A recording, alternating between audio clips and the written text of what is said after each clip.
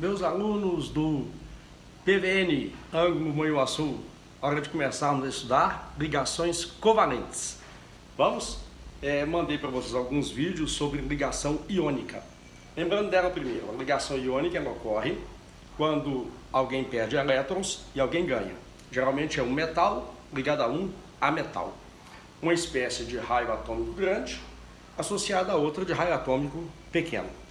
Hoje, ligação covalente. A ligação covalente ela ocorre geralmente entre os ametais. Entre os ametais é que ocorre esse tipo de ligação química.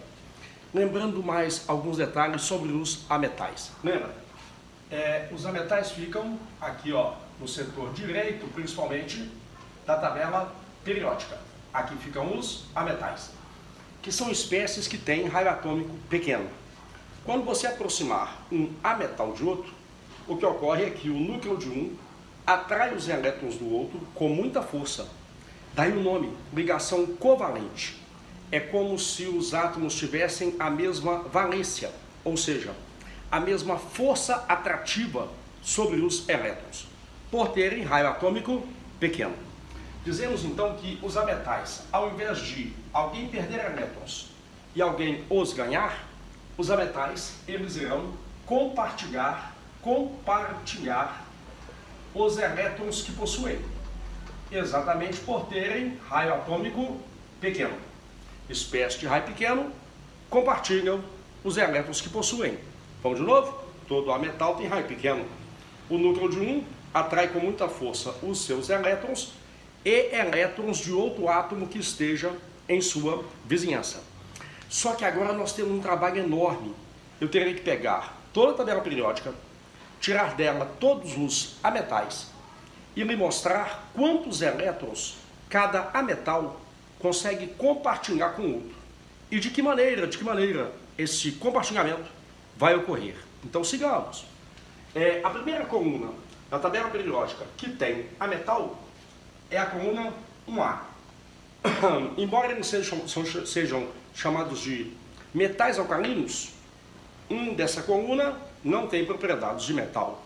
Quem dessa coluna é ametal é um hidrogênio, cuja distribuição eletrônica começa e termina em 1s1. Agora eu me pergunto, quantos elétrons o hidrogênio conseguiria compartilhar com alguém? Só um. Ele só possui um. Como é que a gente representa isso? Você coloca o símbolo dele e um pontinho perto do símbolo. Esse pontinho indica o elétron que o hidrogênio vai compartilhar com alguém. Outra maneira de representar seria assim, o símbolo do elemento e um tracinho. Esse tracinho representa a única ligação química que o hidrogênio é capaz de fazer. Outro aspecto importante, eu vou deixar aqui para usarmos depois, é sabermos que o hidrogênio só se liga linearmente a outros átomos. Fique tranquilo, você terá nem que seja um exemplo para cada figurinha dessa, onde eu vou me mostrar a importância desse saber também, a geometria com a qual os átomos se ligam. Vamos a uma outra coluna, que também tem um ametal. Coluna 2A. Esses são chamados de metais alcalinos terrosos, mas tem um deles que compartilha elétrons muito facilmente. Quem fica no grupo 2A e compartilha elétrons é o berílio. Por que digo que o berílio, mesmo sendo metal, consegue compartilhar elétrons? É que, embora berílio seja metal, berílio é um metal que tem raio atômico pequeno. E espécies de raio pequeno compartilham elétrons com outras espécies. A configuração eletrônica do berílio, ela termina em S1, P1, S1P1. Bom, quando vimos tabela periódica, vimos que a configuração eletrônica do berílio terminava em S2. Por que S1P1? O elétron pode absorver energia e mudar de nível, de subnível, ou até, como nesse caso, de orbital em sua eletrosfera. O que ocorre com o berílio é que um elétron S absorve energia e salta para um orbital P que estava vazio. Brincaremos mais com isso no capítulo sobre hibridação de orbitais. Sendo assim, o berilo ele consegue compartilhar dois elétrons. Representação, põe o símbolo do bichinho, dois pontinhos em volta. Represente os elétrons o mais afastado possível, porque os elétrons se repelem. Ligações que o berilo consegue fazer são duas. Que podem ser? Podem ser duas ligações simples ou até uma ligação dupla. Você verá comigo nessas aulas que ligação química pode ser simples, pode ser dupla, pode ser até tripla. Falaremos sobre isso à medida que esse capítulo for sendo desenvolvido. Vamos à próxima coluna. Trabalhão, tem que chegar até a coluna 7A para que depois eu possa exemplificar. Próxima coluna, coluna 3A, família do boro, configuração eletrônica terminada em S1P2. O boro tem, no último nível de energia da eletrosfera de seus átomos, 3 elétrons, que ele poderá compartilhar com outros átomos.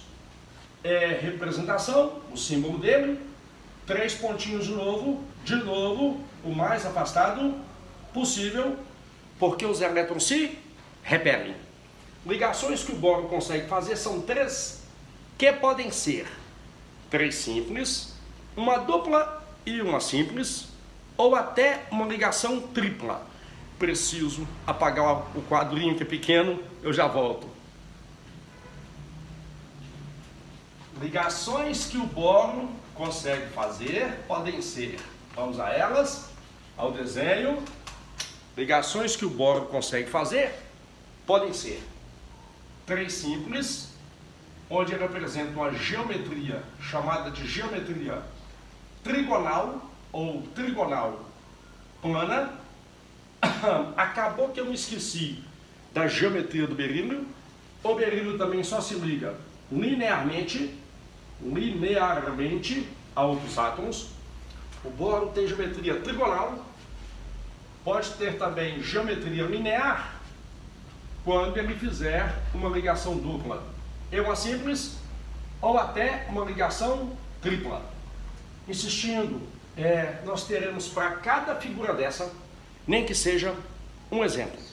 Faltam ainda as colunas 4A, 5A, 6A e 7A. Preciso só dar uma ajustada aqui no vídeo. Voltamos a nos falar daqui a pouquinho.